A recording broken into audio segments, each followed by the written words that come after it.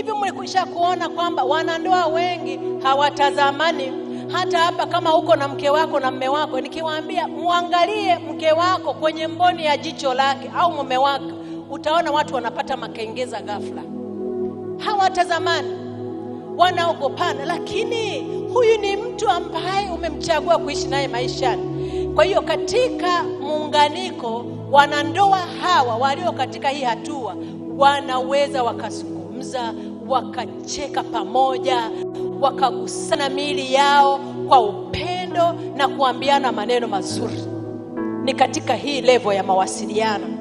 Wanadamu tumeumbwa ili kutafuta mahusiano, na utafiti unaonyesha kwamba wakati wa chakula ni wakati mzuri sana wa kutengeneza mawasiliano ya namna hii, wa kuongea vizuri, wa kutiana moyo.